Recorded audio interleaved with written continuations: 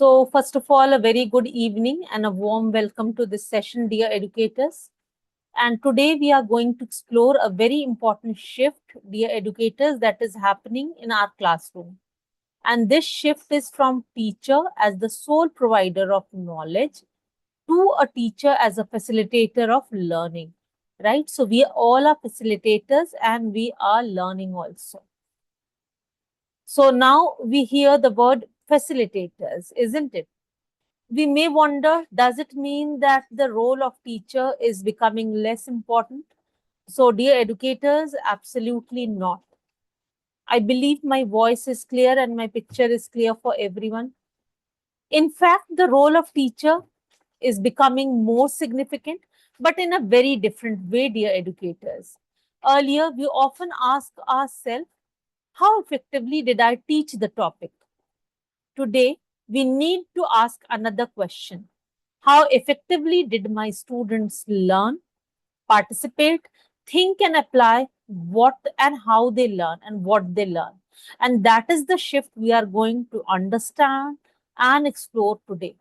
As teachers, we are not only teaching content, we are creating experiences where students think, question, collaborate, solve problem, and construct their own understanding. So, throughout the session, I would encourage you to reflect on your classroom practices. We all are educators and we need to reflect, we need to introspect ourselves because this is not only about replacing everything we already do, it's about asking ourselves, dear educators, what can I do differently to make learning more meaningful for my student? Because we all need to upskill ourselves, we all need to make our classroom inclusive classrooms. So before we move into the strategies, let us first look at what we want to take away from today's session, dear educators, right? So let's move on to the next slide to explore what it contains. So let's understand the learning objectives. I believe the slide is clear to you. So let us look at our own learning objectives. And dear educators, by the end of the session, I would like you to take away 5 things, right? First, we will understand the evolving role of teacher. The teacher today is not only simply a transmitter of information, we are not just providing information, we are increasingly become mentors, we are facilitators, we are designers of learning experience, and sometimes even co-learners. We learn along with our students, with our children. Second, we will differentiate between teaching and facilitating. What is the real difference, right? Teaching and facilitating are not completely opposite approach that from now onwards we need to change our mindset. In fact, good facilitation builds upon good teaching, right? For example, if I explain the concept and then ask student to apply it, discuss it and arrive to a conclusion, I am moving from simply giving information to facilitating learning. Third, we will look at how to design engaging learning experience, how we can engage our learners, because engagement does not simply mean showing a colorful PPT or playing a video. That is not engagement. They need to be critical thinkers and explorers. So real engagement happens when students are thinking and doing something meaningful for which they are learning for the entire life. Fourth, we will explore student-centered teaching strategies, what all we can do. And finally, the most important, we look at how we can apply facilitation techniques in our actual classroom, the real classroom situation, what we can do. Because a webinar, whether it's conducted by me or maybe somebody else, becomes meaningful only when something from it reaches the classroom. You are actually able to apply it in your classroom. So I would request you to keep one question in your mind throughout today's session. It's a small request. Which one idea from today's session can I actually implement in my classroom? Many of you might be doing the practices, but what actually you want to apply from today's session? It could be something very small. Sometimes a small change in the way we ask a question can change the entire learning experience of our children. But before we talk about the changing of our classroom, let's go back for a moment to our own learning experiences as a learner. When we were student, what was our experience, dear educators? So moving ahead, right? So dear educators, from students, we become educators, isn't it? And okay, the slide is clear to everyone. So, what is our experience? Right? Let's quickly reflect. I want all of you to think of one teacher who inspired you. I still remember the day when my geography teacher inspired me a lot. So, you might get inspired by any of your teacher or maybe a professor, right? It could be a school teacher, a college professor, a mentor, or anyone. Don't overthink, it's just one person. I'm not asking about several person who inspired you, right? And now we need to ask ourselves, what made that teacher unforgettable? Why we still remember that teacher? Was it the teacher's knowledge? Was it the teaching style? Was it the way the teacher behaved with you? Was it the encouragement you received from the teacher? Or perhaps it was something very, very simple. Maybe the teacher believed in you when you did not believe in yourself. For example, many of us remember a teacher not because we remember every chapter which was being taught to us. Perhaps someone told us, you can do it, please try harder. Perhaps someone gave us an opportunity to speak, to pour our heart out. Perhaps someone listened to us when we landed into trouble. Perhaps someone made a difficult subject interesting in a fun way. And that is the very powerful thought. Every educators have different style facilitators, right? And we get influenced. So teachers may teach subject, but student often remember the experience of being taught. So if you are actively involved, please write in the chat box what encouraged you. Was it the knowledge? Was it the encouragement provided by your teacher, the behavior of the teacher, the teaching style, or she inspired you, right? I want your quick response in the chat box. Now, you will notice that what makes a teacher memorable is not always the amount of content the teacher covered. Okay, I can see the chat box. Very often, it's the relationship, right? The experience, the encouragement, and the opportunities for learning that stay with students. And this brings us to an important question.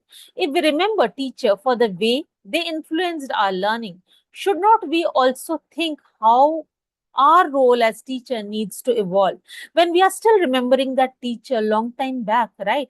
So we need to introspect, we need to understand what changes we need to imbibe in ourselves so that our children remember us and become thoughtful. So why does teachers role need to change? That we are going to explore now, dear educators. So dear educators, now this is where the conversation becomes very, very important between you and me. Why we need to redefine the role of a teacher? The first reason is the changing educational landscape. Let's first look at the first point of NEP 2020 is expectation, right? So the National Education Policy, which we call NEP, places strong emphasis on experiential learning, right? That the child should be able to experience the thing. Competency-based learning should be there. Critical thinking should be there. Creativity, collaboration, and holistic development, that is the overall development of the child, should take place. So the focus is gradually moving from how much the student remember to how can the student understand, apply, analyze, and create the thing in the real life situation. The second point is digital age learners. We have digital age learners, right? Our students have grown up surrounded by technology. You all will agree to it. They can access a video, an explanation, a definition, or a tutorial within seconds. They are more techno savvy than us. I can see some chats in the chat box. Dear educators, I will be addressing the chats towards the end. So, if the teacher's role is only to provide information, we are competing with something that provides information 24 cross 7. But here's the important point. Technology or AI can provide us information. You all will surely agree to it. It cannot replace the teacher's ability to understand the learner. We understand each and every learner. Each and every learner is different. A teacher can observe why the child is not participating, why the student suddenly losing interest, why is one student excelling, why the other is struggling. The human connection remains extremely important, right? Now, the third important point is you will agree that information is everywhere. Students no longer have a problem to access to information. Now, the biggest challenge, dear educators, the real challenge is, can they identify a reliable information? Can they interpret it, understand it? Can they question it? Can they apply it in real life context? For example, if I ask a student what is climate change? They can find hundreds of answers in the online on various websites, right? But if I ask, how would climate change affect your own city 5 years from now, and they would, and what could citizens do about it? They need to think, they need to understand. Now they have to think, right? And that's bring us to the fourth point: skill matter more than rote memorization. Of course, knowledge is important, dear educators, but knowledge without application has limited value. We have knowledge, but we are not applying it. We have lot many stuff in our kitchen, but we are not utilizing it. Same with the knowledge.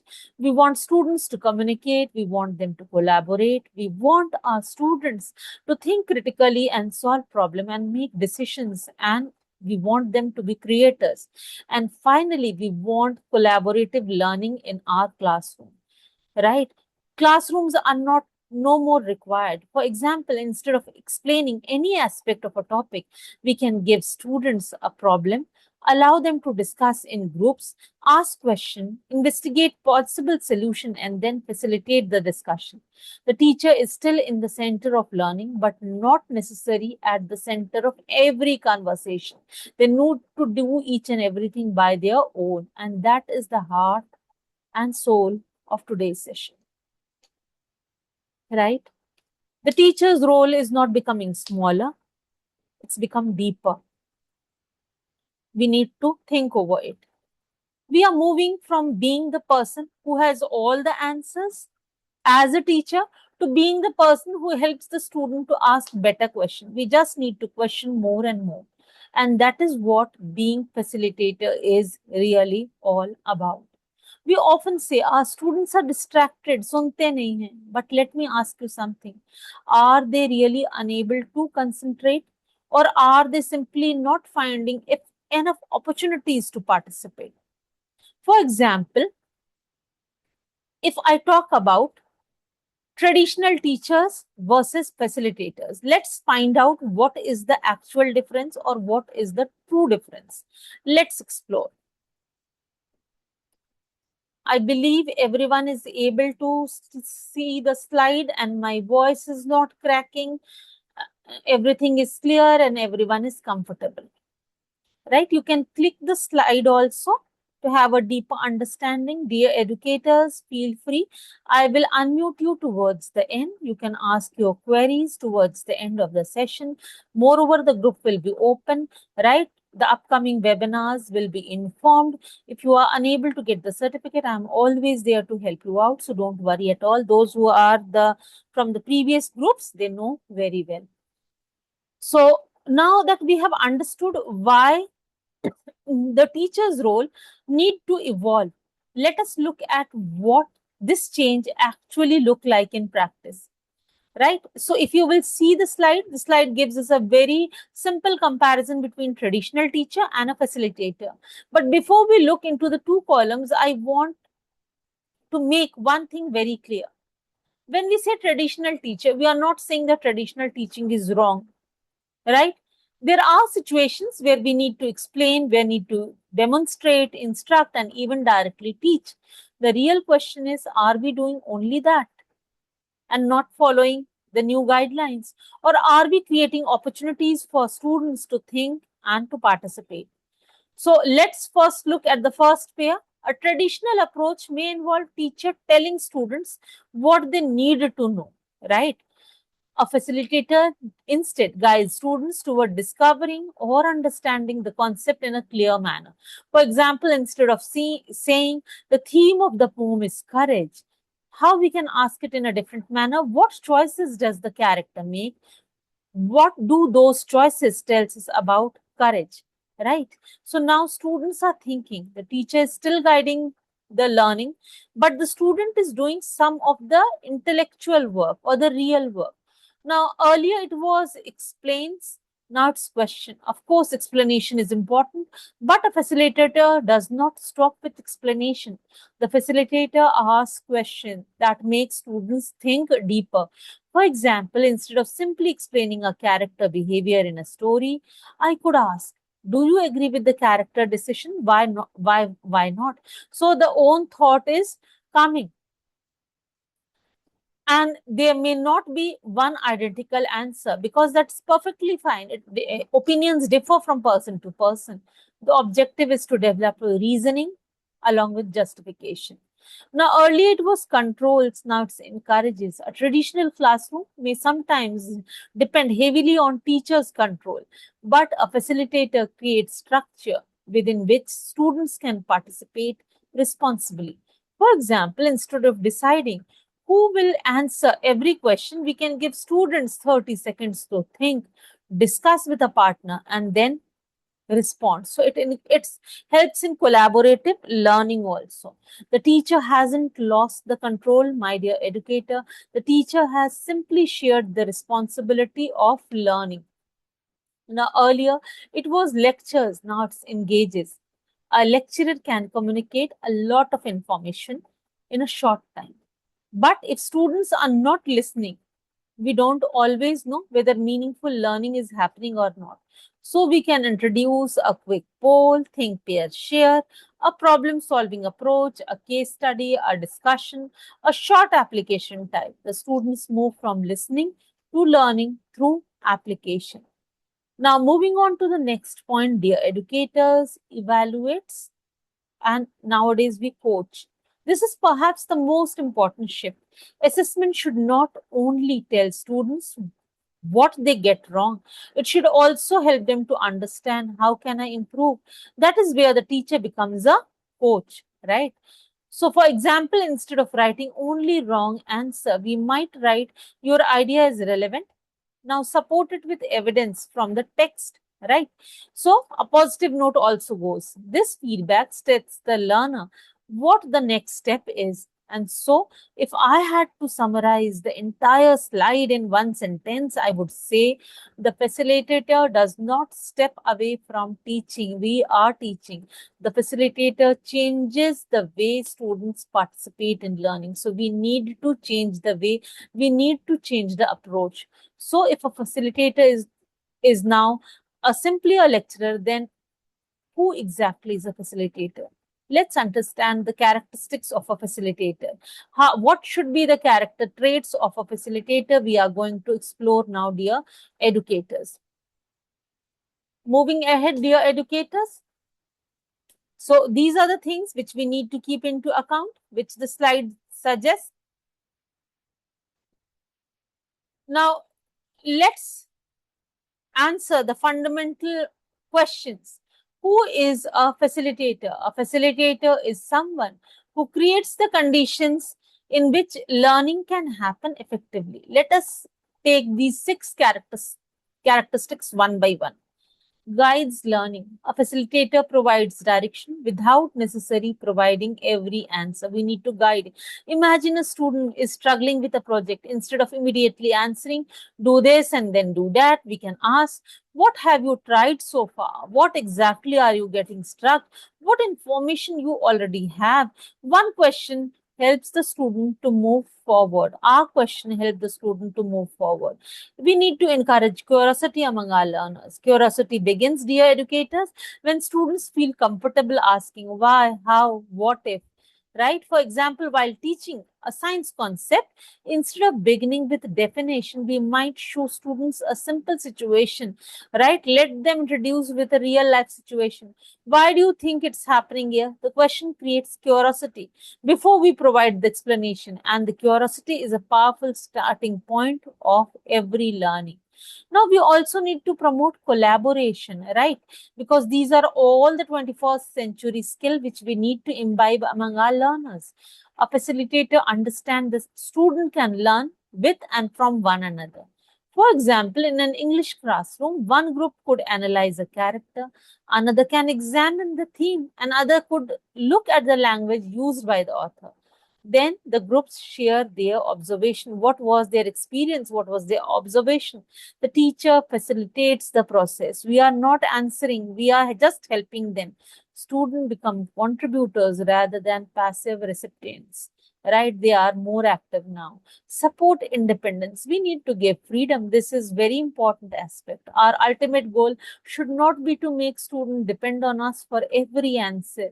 We want students to gradually say, I can figure it out, ma'am or sir.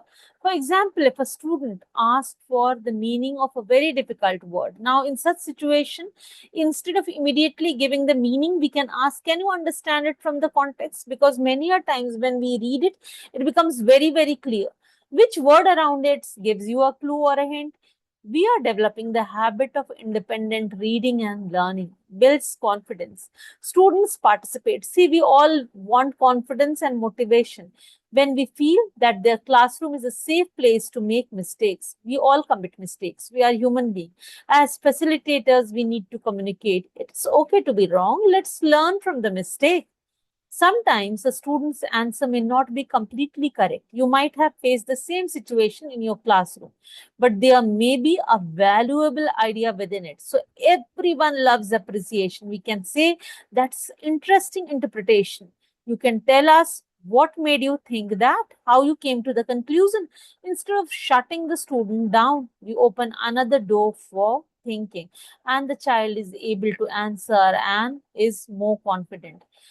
Create meaningful experience. And finally, learning becomes meaningful when student can connect it with life. If I'm teaching writing skill, instead of simply teaching the format of formal letter, I could give students a real life situation. Write a letter to the editor of a newspaper, right? Your neighborhood has a serious waste management problem, right? Lot of garbage is there, right? To the concerned authority, suggesting practical solutions. So now the skill has a purpose, right? It's not just a pen paper test. It's getting converted into the real life situation, and that is what a facilitator does. Connects learning with context, experience, and purpose. Ultimately, we as facilitator ask our student, what can I do to help my students become capable learner rather than dependent learner? And this idea of facilitation is not just a modern classroom trend, it is closely, my dear educators, aligned to the educational vision of NEP 2020. So let's connect our role as facilitators with some of the key principles of NEP 2020. So moving ahead, teachers as facilitators in NEP 2020, we will explore to it. So what all are the guidelines and what all we as educators need to do. So if you see the guidelines, these are the guidelines. You can click the pick of it, right? For deeper learning. So if we look at these 6 elements, we can clearly see that teacher's role cannot remain limited to delivering content, my dear educators.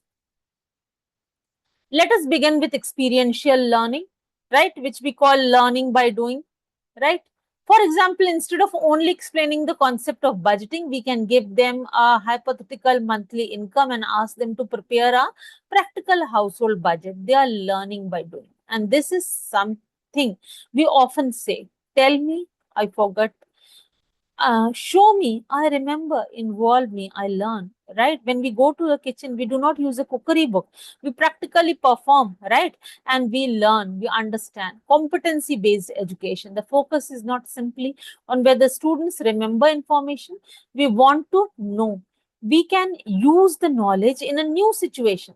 For example, instead of asking, what is a persuasive writing? We could ask, create a short campaign encouraging students to reduce plastic use in school, right? And now students have to apply language, communicate, they have to bring their creativity and reasoning. Moving ahead to the next thing, that is critical thinking. A facilitator creates opportunities for students to question, analyze, and evaluate. Instead of asking only what happened in the story, we can ask, why do you think the character behaved in that way? Or would you make the same decision or a different decision? Give reason. The moment we move from recall to reasoning, we are encouraging critical thinking among our young learners. Now, flexibility. Every learner does not learn exactly in the same way or in the same manner. Therefore, we need flexibility in our approaches. One student may express an idea better through speaking, another may prefer writing, another may create visual representation. The facilitator provides multiple paths. There are different paths of learning, whatever is practical and feasible. Inclusiveness. Everyone should be included, right? Is every learner getting the opportunity to participate? Is it enough to have 5 confident students answering every answer? We need to create and generate opportunities for the quieter learners, the hesitant learner, and the learner who needs more time. For example, giving students a minute to think before asking for response can significantly increase participation and holistic development. Finally, education is not about marks, dear educators. We are developing confidence, communication, empathy, collaboration, creativity, responsibility, and decision making skill among our learners. So, the facilitator's role is to create learning experience that contributes not only to academic growth, dear educators, but for the overall development of the learner throughout the life. So, if we look carefully at these principal points towards one important idea, the learner has to become an active participant of learning process, and the teacher becomes a person who designs, guides, supports the process. Now, if students are expected to become active participant, what are the skills they need to develop? So, let's explore that, dear educators. Moving ahead, and dear educators, if the Zoom meeting gets over, request you all to join after 10 minutes. Reason being, Zoom take 10 minutes buffer time to start. I will be pasting the link for generating the certificate in your teacher as facilitator group, and you will be able to generate the certificate. So don't worry at all. Be happy, right? You will be getting 2 hours certification. So here we have what we call the 6 C's of 21st century skills, right? And I want you to notice something important. That is, these 6 skills are not in isolation, right? They work together. Let's take a simple classroom example. Suppose I give students the problem, our school wants to reduce food wastage. What can students do? Now look, dear educators, what happens? They start thinking critically. Students have understand the problem. Why is food wasted? Where it is happening? What is the possible cause of it? They are analyzing rather than simply accepting the information. They need to think. Now comes the part of creativity.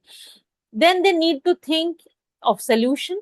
Perhaps they design a campaign, perhaps they can create posters, perhaps they can develop a take only what you can eat initiative. Now creativity comes into play, into limelight.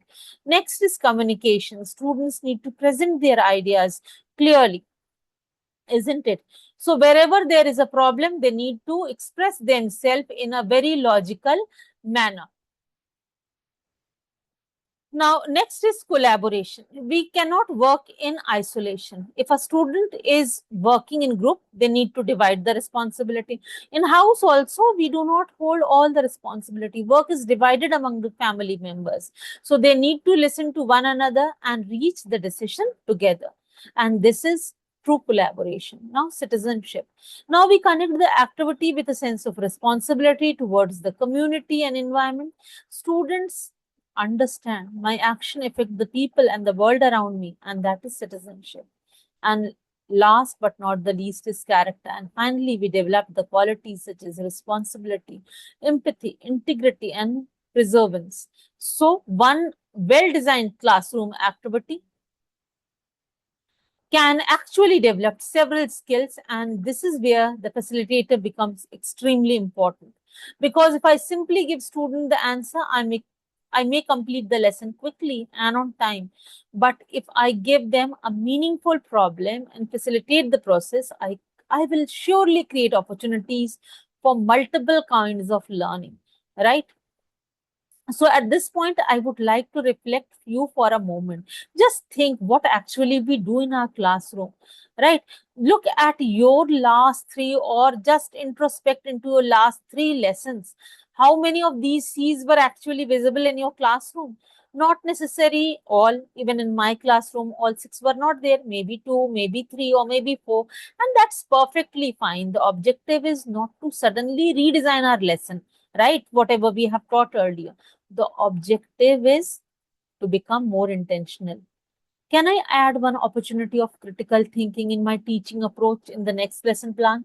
Can I give students one collaborative task? Can I create one situation where they can communicate their ideas?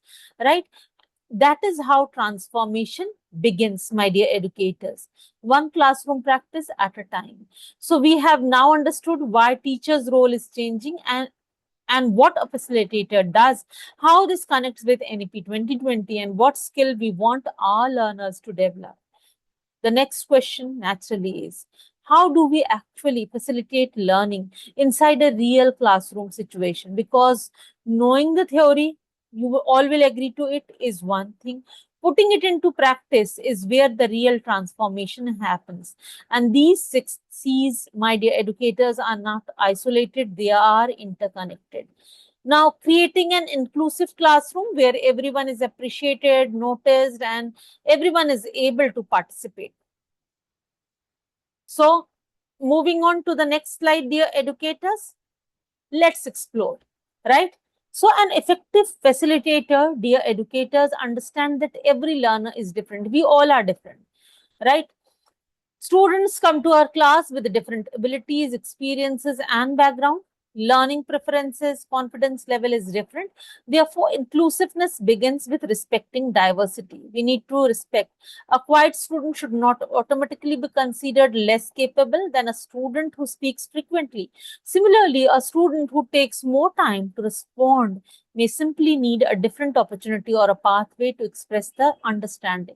The second element is equal opportunity. Every learner should have opportunities to participate, to contribute and demonstrate learning. As teacher, we need to ensure that classroom discussion do not become a domain of only the most confident student. We need to have flexible instructions also.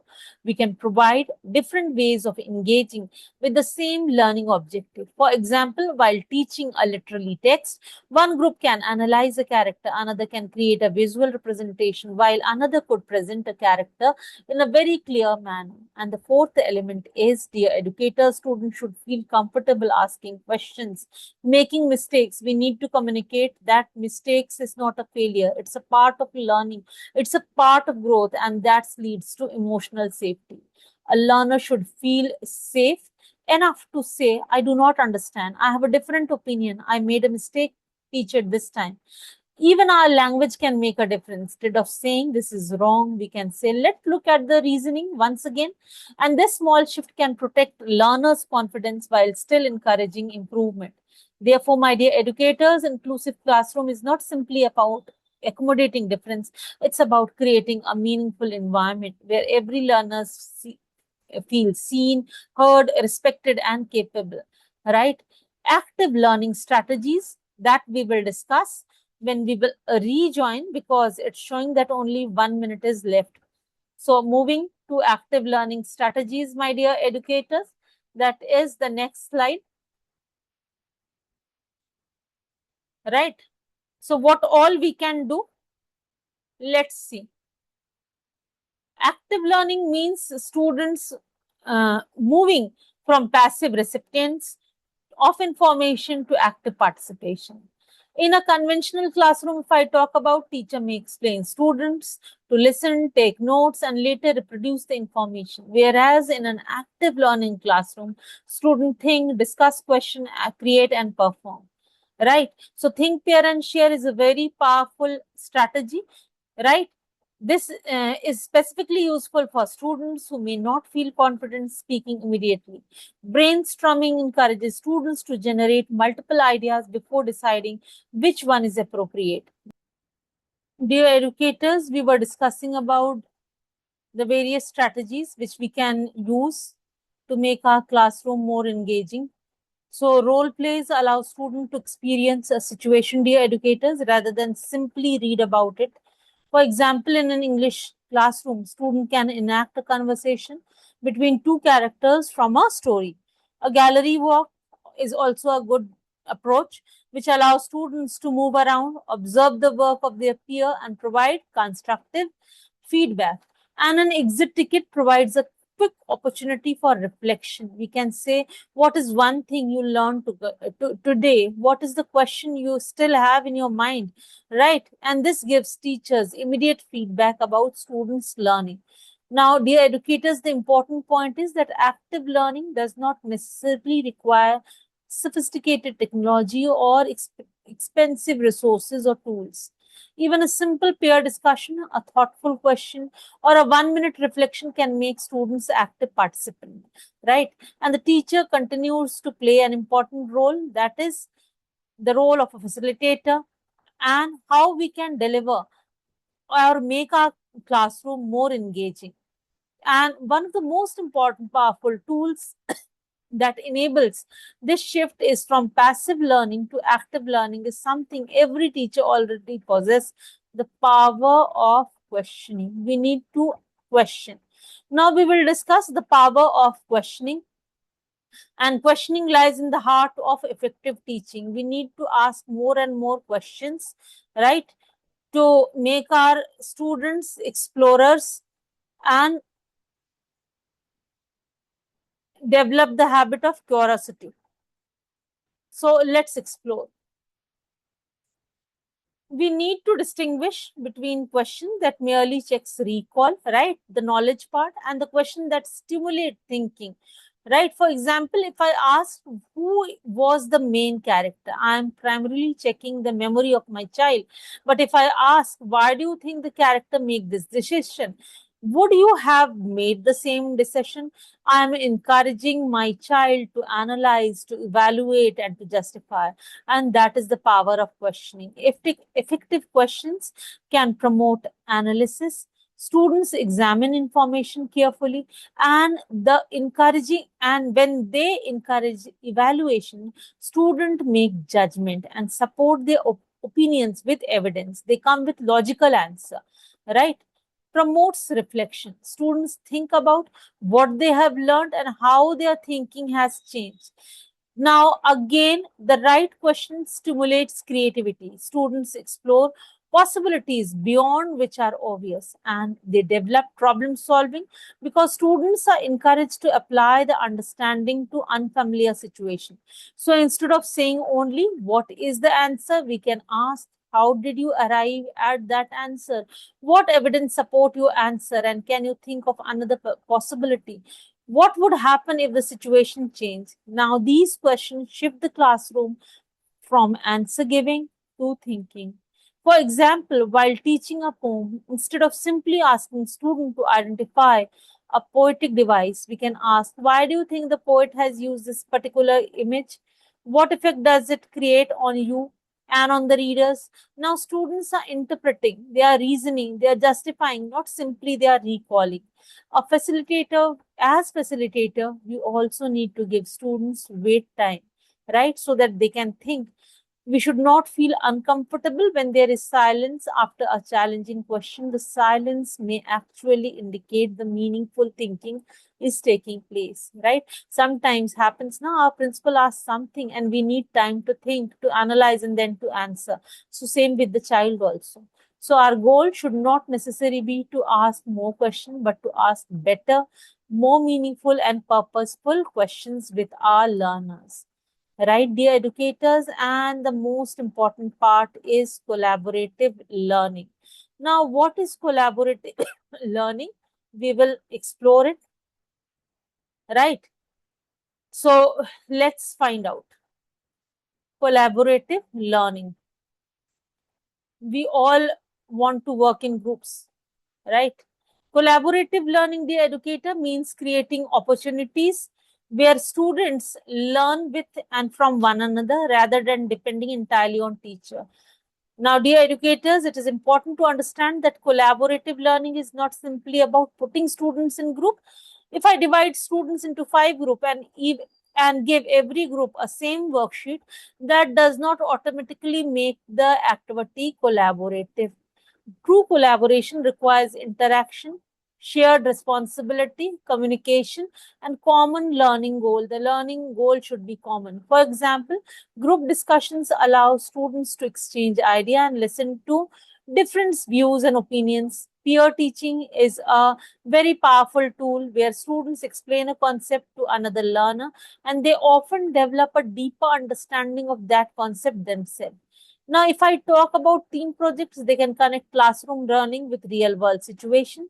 For example, if I talk about an English classroom, students can work together to create a campaign on a responsible use of social media. One student can research, another could write the content, another could design the presentation in a very clear manner. Here, students are developing several skilled educators, that is communication, collaboration, they are developing creativity and critical thinking and a sense of responsibility. Now, if I talk about debates, they help students to construct arguments, listen to opposing viewpoints, and respond to them respectfully. Similarly, cooperative learning teaches students that success is not always an individual achievement, right? Sometimes the strength of a group comes from the different contribution of its members, right?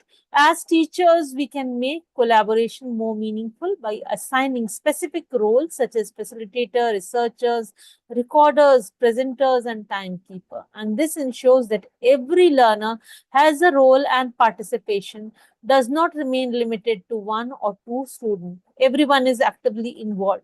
Ultimately, collaborative learning, dear educators, develop an important life skill. We may also agree with one another, but we can learn to listen, respect different views, and work together for a common goal or for a common purpose. And that is the kind of learning that prepares students not only for examination, but for real life situation and the world beyond the classroom. So when we bring 21st century skill, that is inclusion, active learning, professional questioning, and collaboration, we began to see the classroom differently. The focus shifted. I teach, you listen. The old method. To we explore, we question, we collaborate, we learn. And that is the essence of truly learner-centered classroom, right? Now, dear educators, now what is assessment for learning and how we are going to assess our students, that we will understand through the next slide. So, assessment for learning and how we can do it in a very effective and skillful manner. Right? Assessment should not be viewed merely as a tool to measure what the child has learned at the end of the session or term. Instead, it should help us to understand where the learner is, what the learners need to go, and how we can help our learners to get there. Now, there are 5 important elements you can see on the slide. The first is feedback. Effective feedback tells students not just what is wrong, but how they can improve. For example, instead of writing poor expression on a student's answer, we can say, your idea is relevant, but now support it with specific example. Second is reflection. You can click the slide also. We can ask student to questions such as, what did I understand today? What was difficult for me? What will I do next time? And this develops learner ownership. Rubrics. A rubric makes expectations transparent. For example, in a speaking activity, specifically of English, we can assess content, fluency, pronunciation, confidence, and interaction using clearly defined criteria. Moving ahead to the next strategy, students evaluate their own learning. A simple exit ticket can be very effective. One thing I learned today, one thing I found challenging, and one question I still have. And finally, peer assessment. Student can review one another work in a very clear manner, and then they can collaborate and suggest useful tips to improve, right? Now, we as teachers face different challenges, and what are these challenges and how we can overcome these challenges, that is very, very important, dear educators, right? So, everything seems to be very simple, but we may also acknowledge the realities of the classroom, right? We are always occupied 24 cross 7. Teachers today work in complex environment, and what are the challenges we will explore. When we have 40 to 50 students in our classroom, providing individual attention becomes very, very difficult, right? However, we can use strategies such as pair work, peer feedback, exit ticket, group activities to gather evidence of learning without having to interact individually with every student. So we are dividing our work. Now, teachers have curriculum targets, assessments, activities, and administrative responsibilities, right? We need to call the parents on and off. They are calling us. Therefore, assessment need to become a part of instruction rather than additional task. For example, a 2 minutes thumb up, sideways or down check can immediately tells us how many students have understood the concept, right? We have diverse learner. Every classroom contains learner with different levels, different level of readiness, interest, learning pace, and confidence. Therefore, one identical task may not always provide accurate picture of our class, right? Now, the fourth challenge, there is often concern that innovative, collaborative, and competency-based approach may take time from exam preparation.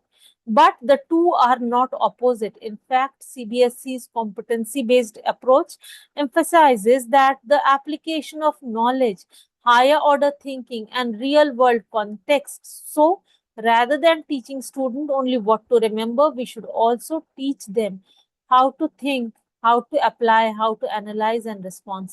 And finally, we have technology barriers. Technology can certainly enhance learning, but technology itself is not the objective.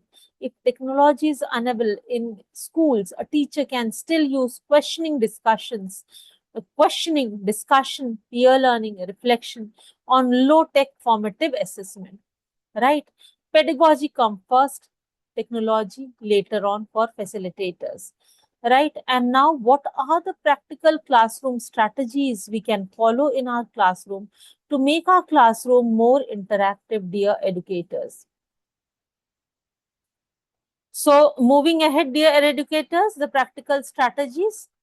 So, let us look at the 5 strategies that teachers can bring immediately. First is ask more questions, dear educators, right? But the focus should be only on quality of the question, not merely the number of questions you are asking. Instead of asking, did you understand the poem? We can ask, why do you think the poet chose the particular image? Second is reduce teacher talk. We need to assign them work. A useful principle is less teacher talk and more learners thinking. After questioning or asking a question, give students a few seconds to think before expecting an answer. Increase students' talk. For example, after reading a passage, instead of explaining its meaning ourselves, we need to discuss what is the author's main message and what evidence support your interpretation, right? Now, collaborative learning with CBSE and 21st century skills tells us, right? For example, in an English classroom, one group can identify the theme, another could analyze character, and another could find textual evidence. Now, reflection is very important. The fifth one, What did I learn? What challenged me? And what will I try differently next time? And this takes us to the few minutes but encourages students to become conscious of their own learning. Now, these strategies are closely aligned with CBSE learner centered and competency based approach. Dear educators, which promote active learning, real world application, and formative assessment and student ownership. Right?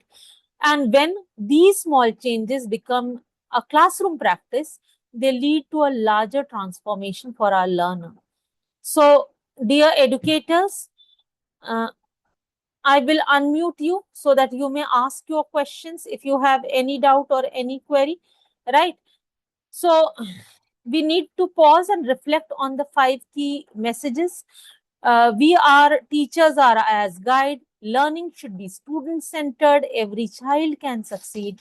Questioning inspires thinking, and collaboration builds confidence, dear educators. So, if I had to summarize today's message in a sentence, I would say our goal is not simply to produce students who can answer questions. Our goal is to develop learners who can think, question, collaborate, reflect, and apply learning. Dear educators, as we conclude, I would like to leave you with one thought. Every classroom is an opportunity to transform learning. If you have any query, any doubt, or any experience which you would like to share with me, please share with me. I am unmuting you so that you can. I have unmuted you, dear educators. So if you wish to ask any question, any query, please ask me. I believe you all have comfortably generated the certificate. In case you have any problem, please feel free to ask me. You can also get connected with the WhatsApp group so that I can address your query.